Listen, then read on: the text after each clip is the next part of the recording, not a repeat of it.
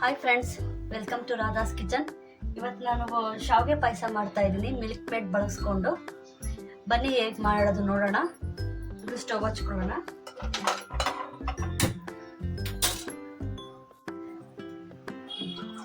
ನಾನಿವಾಗ 3/4 ಲೀಟ್ರ್ ಹಾಲು ಹಾಕೊತಾ ಇದ್ದೀನಿ.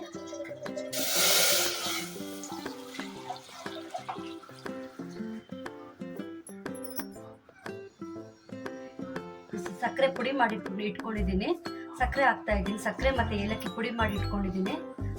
ಒಂದು 1/4 ಕಪ್ಪು ಸಕ್ಕರೆ ಪುಡಿ ಹಾಕೊಳ್ಳೋಣ.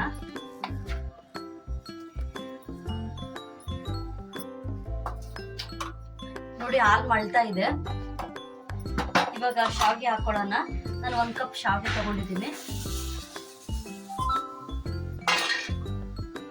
ನಾನು ಹುರ್ಕೊಂಡಿಲ್ಲ ಶಾವಿಗೆ, ಹಾಗೆ ಹಾಕಿದ್ದೀನಿ.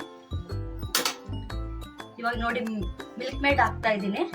ಒಂದು 2 ಸ್ಪೂನ್ ಅಷ್ಟು ಮಿಲ್ಕ್ ಮೇಡ್ ಹಾಕೊಳ್ಳೋಣ. ಟೇಸ್ಟ್ ಚೆನ್ನಾಗಿರುತ್ತೆ. ನೋಡಿ, ಇವಾಗ ನಾನು ದ್ರಾಕ್ಷಿ ಗೋಡಂಬಿ ಒಗ್ಗರಣೆ ಹಾಕೊತಾ ಇದ್ದೀನಿ. ಸ್ವಲ್ಪ ತುಪ್ಪ ಹಾಕೊಳ್ಳೋಣ. ನೋಡಿ, ದ್ರಾಕ್ಷಿ ಗೋಡಂಬಿ ಎಲ್ಲ ತಗೊಂಡಿದ್ದೀನಿ. ತುಪ್ಪದಲ್ಲಿ ಹಾಕೊಂಡು ಹುರ್ಕೊಳ್ಳೋಣ.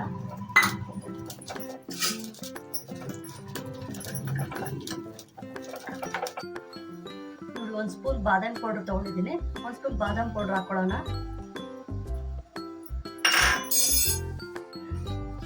ನೋಡಿ, ಇವಾಗ ಆಗಿದೆ ಪಾಯಸ.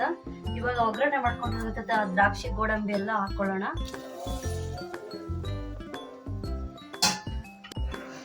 ನೋಡಿ, ಈಗ ಆಗಿದೆ ಪಾಯಸ. ಸ್ಟವ್ ಆಫ್ ಮಾಡ್ಕೊಳ್ಳೋಣ.